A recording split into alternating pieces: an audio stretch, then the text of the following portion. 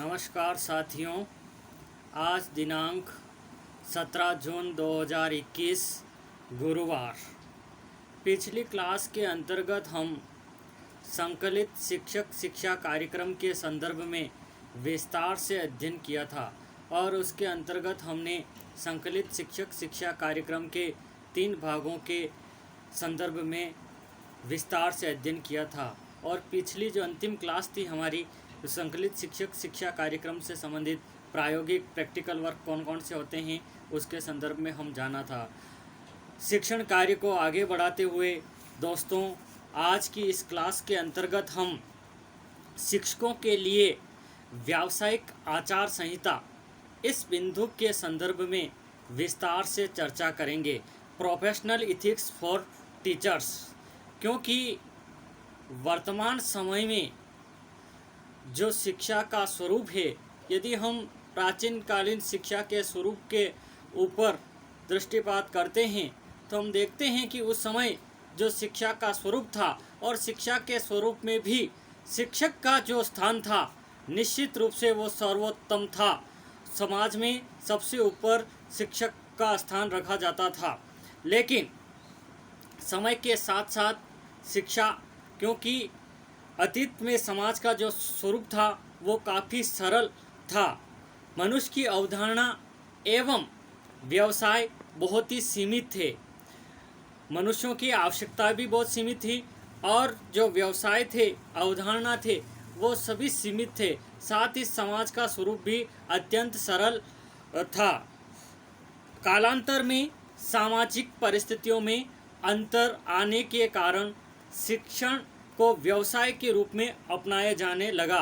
वर्तमान समय में जो शिक्षा का स्वरूप है उसमें शिक्षण को भी एज ए व्यवसाय के रूप में अपनाया जाता है। अध्यापक का महत्व न केवल शिक्षा के क्षेत्र में वरन उसे राष्ट्र निर्माता कहा जाए तो भी कोई अतिशयोक्ति नहीं होगी, क्योंकि शिक्षक ही वो होता है जो राष्ट्र निर्माण में अपनी महत्वपूर्ण भूमिका अदा करता है। अतः यदि उसको राष्ट्र निर्माता कहें तो कोई अतिशयोक्ति न होगी। प्राचीन भारत में अध्यापक को ईश्वर के पश्चात जो परम सत्ता है उसके पश्चात यदि किसी को स्थान है तो वो दूसरा स्थान शिक्षक को दिया जाता था। परंतु वर्तमान समय में अध्यापकों के उस सम्मान में बहुत कमी आई है।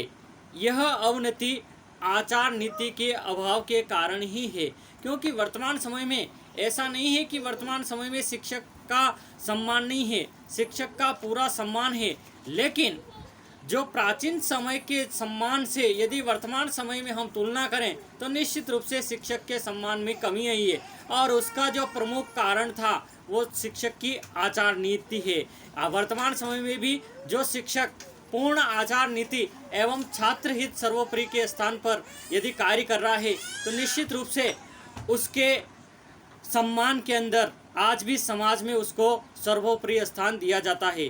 अतः शिक्षक की आचार नीति इसमें महत्वपूर्ण भूमिका अधिक अदा करती है। इसी को ध्यान में रखते हुए शिक्षकों के लिए व्यावसायिक आचार नीति लागू की गई कि एक शिक्षक को अपने व्यवसाय से संबंधित किस प्रकार के आचार रीति नीति का पालन करना चाहिए। यदि उस रीति नीति का वो पालन करता है तो निश्चित रूप से वर्तमान समय में भी शिक्षक को जो सम्मान मिलना चाहिए, जिस सम्मान का वो हकदार है, निश्चित रूप से समाज के द्वारा उसको दिया जाएगा। इसलिए शिक्षक को अपने आचार नीति का पालन करना बहुत ही ज़रूरी है। इस आचार नीति के माध्यम से शिक्षक अपने व्यवसाय जो कि शिक्षण का उसका कार्य है उसको कुशलतापूर्वक संपन्न कर सकता है। शिक्षकों की व्यावसायिक आचार नीति में कई बातों को सम्मिलित किया गया है, उसमें से कुछ बातों का जिक्र हम यहाँ करेंगे। इसके अंदर शिक्षकों की व्यावसायिक आचार नीति में पहला बिंदु है व्यावसायिक प्रशिक्षण, प्रोफेशनल ट्रेनिंग। जो भी व्यक्ति जिस व्यवसाय का कार्य करता है उसको उस व्यवसाय का ट्रेनिंग मिलना बहुत ही ज़रूरी है, क्योंकि प्रशिक्षण के द्वारा व्यक्ति की कार्य कुशलता एफिशिएंसी के अंतर्गत बहुत ही सुधार आता है। इसलिए शिक्षक को भी प्रोफेशनल ट्रेनिंग मिलना बहुत ही ज़रूरी है। अध्यापक के लिए यह आवश्यक है कि वह पूर्ण व्यावसायिक प्रशिक्षण प्राप्त किए हो प्रभावशाली शिक्षण के लिए केवल विषय का ज्ञाता होना ही आवश्यक नहीं है, केवल अपने सब्जेक्ट का ज्ञान होना और वो अपने आप में शिक्षक कहलाए ये कोई ज़रूरी नहीं है। अपने सब्जेक्ट का नॉलेज तो उसको ज़रूरी है ही है, साथ ही साथ अन्य समाज से संबंधित जो घटक हैं उन बिंदुओं से संबंधित भी जानकारी एक शिक्षक को होना अति आवश्यक है और इसके लिए उसको प्रशिक्षण की आवश्यकता होती है। वरन शिक्षण विधियों की जानकारी रखना भी आवश्यक है कि किस कंटेंट को किस मेथड्स के द्वारा छात्रों के समक्ष प्रस्तुत किया जाए तो छात्र उसको उसका जो अधिगम है, लर्निंग है, उसको आसानी से कर सके। इस बात की जानकारी एक शिक्षक को होना बहुत ही ज़रूरी है। अन्य व्यवसायों के समान अध्यापन भी एक प्रकार का व्यवसाय है। जिस प्रकार से अन्य व्यवसाय हैं उसी प्रकार से अध्यापन, टीचिंग भी अपने आप में एक व्यवसाय है, जिसके लिए यथोचित प्रविधियों एवं कौशल जो स्किल्स है उनकी तथा प्रणालियों के ज्ञान की परम आवश्यकता है। यदि इन चीज़ों की एक शिक्षक को जानकारी है तो निश्चित रूप से वो बालक एवं समाज की अपेक्षाओं के अनुरूप अपने आप को पूर्ण खरा उतरेगा। साथियों, दूसरा बिंदु है विषय का पूर्ण ज्ञाता, सब्जेक्ट नॉलेज। अध्यापक को उस विषय का पूर्ण ज्ञाता होना चाहिए जिसका कि वह शिक्षण करता है। जिस सब्जेक्ट को वो पढ़ाता है उस सब्जेक्ट की तो उसको संपूर्ण जानकारी होना अति आवश्यक है।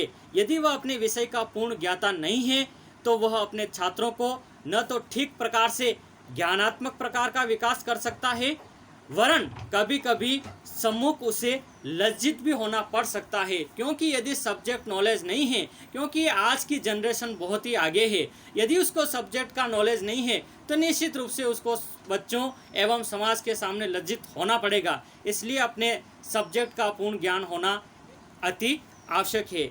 तीसरा बिंदु है साथियों, व्यवसाय के प्रति निष्ठा।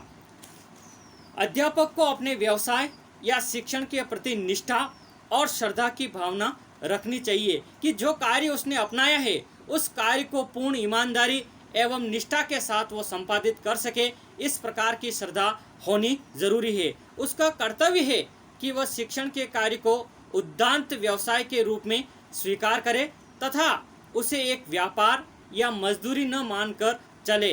प्रत्येक अध्यापक को अपने व्यवसाय के प्रति उत्साह, उमंग की भावना रखना आवश्यक है। यदि इस प्रकार की वो भावना रखता है तो निश्चित रूप से वो बालकों एवं समाज की अपेक्षाओं के अनुरूप खरा उतरेगा और समाज एवं बालकों की अपेक्षा के अनुरूप यदि शिक्षक खरा उतरता है तो निश्चित रूप से समाज एवं छात्रों में उसका पूरा सम्मान होगा। अगला बिंदु है प्रयोगात्मक दृष्टिकोण, एक्सपेरिमेंट। एक अध्यापक का जो दृष्टिकोण है प्रयोगात्मक होना चाहिए। आदर्श अध्यापक का दृष्टिकोण हमेशा प्रयोगात्मक होता है। वह शिक्षण की परंपरागत विधियों से ही संतोष प्राप्त नहीं करता है कि वरन स्वयं भी प्रयोग द्वारा शिक्षण की नवीन विधियों की खोज करता है। जो शिक्षक खोज करता है, उत्साह है, कार्य की ललक है और कुछ समाज एवं छात्रों के लिए कुछ करने की उसकी महत्वाकांक्षा है तो निश्चित रूप से ऐसा शिक्षक परंपरागत शिक्षण विधियों के ऊपर पूर्णतः निर्भर नहीं रहता है। उन विधियों को तो वो अपनाएगा ही, साथ ही साथ शिक्षण की जो टेक्निक्स है अपने हिसाब से भी टीचिंग टेक्निक्स का वो प्रयोग करेगा और निश्चित रूप से इस प्रकार का वो कार्य करेगा तो निश्चित रूप से एक रचनात्मक कार्य समाज के सामने प्रस्तुत होगा। अगला बिंदु है पाठ्य सहगामी क्रियाओं में रुचि। दोस्तों, इस प्रकार का कंटेंट पिछली क्लास के अंतर्गत भी आया था अन्य कंटेंटों के अंदर, इसलिए मैं ज़्यादा जिक्र नहीं करूँगा। पाठ्य सहगामी क्रियाओं में रुचि, पाठ्य सहगामी क्रियाएं क्या होती है उसके संदर्भ में पिछली क्लास के संदर्भ में हमने पढ़ा था। अपने पाठ्यक्रम के साथ साथ जो एक्टिविटीज़ चलती है उनको पाठ्य सहगामी क्रियाओं के नाम से जाना जाता है, कोकुलर एक्टिविटीज़ के नाम से उनको जानते हैं। वर्तमान युग में अध्यापक से केवल यह आशा नहीं की जाती कि वह केवल अध्यापन के कार्य में ही निपुणता प्राप्त करे। ऐसा समाज वर्तमान समय में अपेक्षा नहीं करता है कि उसका जो अध्यापन का कार्य है उसमें वो निपुण रहे, बल्कि अध्यापक से समाज को अन्य कई प्रकार की अपेक्षाएं भी रहती है जिस पर कि एक अध्यापक को खरा उतरना ज़रूरी होता है। वरन उससे ये आशा भी की जाती है कि वह विद्यालय में आयोजित होने वाली विभिन्न पाठ्य सहगामी क्रियाएं चाहे वो नाटक की एक्टिविटीज़ हो, स्काउटिंग हो, रेड क्रॉस, वाद विवाद, संगीत, खेल कूद या अन्य समाज से संबंधित, सामुदायिक सहभागिता से संबंधित अन्य कोई कार्यक्रम, इस प्रकार की एक्टिविटीज़ हो रही है तो निश्चित रूप से वो बढ़ चढ़ करके उन एक्टिविटीज़ में स्वयं भाग ले, साथ ही साथ छात्रों का भी उचित मार्गदर्शन करे। परंतु इसके लिए उसकी स्वयं की रुचि इन क्रियाओं में होना ज़रूरी है। यदि इन क्रियाओं में उसकी रुचि होगी तो निश्चित रूप से वो स्वयं बढ़ चढ़ करके इन क्रियाओं के अंदर भाग लेगा और छात्रों का उचित मार्गदर्शन करेगा। अगली आचार शिक्षक की आचार नीति है शिक्षा के उद्देश्यों के प्रति जागरूक। एक शिक्षक को सदैव जो टीचिंग्स एम्स हैं, जो एजुकेशन के एम्स निर्धारित किए गए हैं, उन एम्स के प्रति हमेशा अपने आप को जागरूक रखना बहुत ही ज़रूरी है।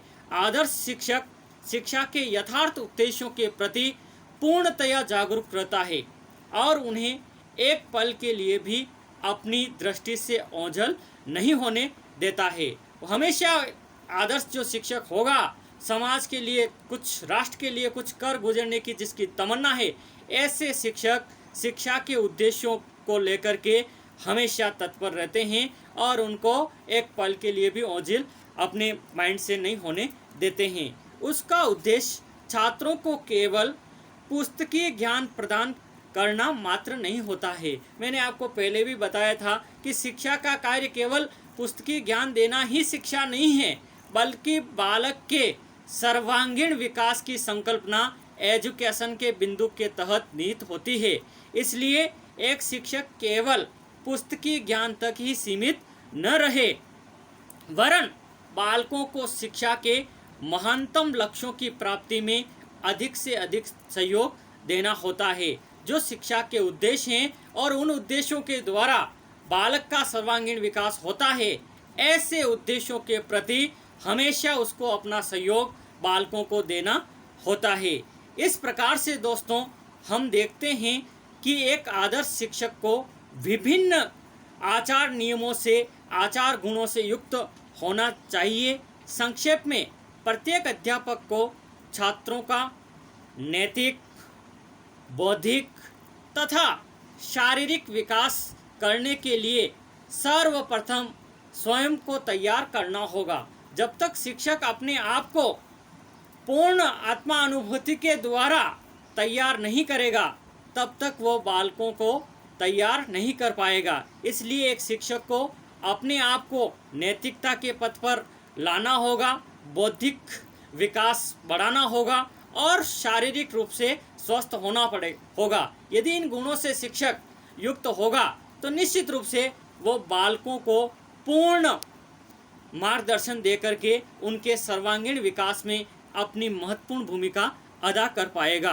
अन्य शब्दों में अध्यापक जिन गुणों को अपने छात्रों में उत्पन्न करना चाहता है, इसके लिए आवश्यक है कि सर्वप्रथम उन गुणों को स्वयं अपने आप में विकसित करे, स्वयं उसके अंदर जो गुण होंगे। क्योंकि बालक, दोस्तों हम देखते हैं कि बालक अनुकरण के द्वारा सीखता है कि मेरे गुरुजी क्या करते हैं, गुरुजियों को देख करके बालक उसका अनुकरण करते हैं। इसलिए शिक्षक को स्वयं अपने आचार नियमों को फॉलो करना होगा और यदि वो शिक्षक के व्यवसाय से संबंधित जो आचार नियम दिए गए हैं उनको पूर्ण रूप से फॉलो करते हैं तो निश्चित रूप से समाज के अंदर उसका सम्मान होगा, साथ ही बालक एवं समाज के विकास में अपनी महत्वपूर्ण भूमिका अदा कर पाएंगे। तो दोस्तों आज की इस क्लास के अंदर इतना ही। आगे की क्लास के अंदर जब भी हम मिलेंगे, आगे के कंटेंट को हम प्रस्तुत करेंगे। धन्यवाद। जय हिंद, जय भारत।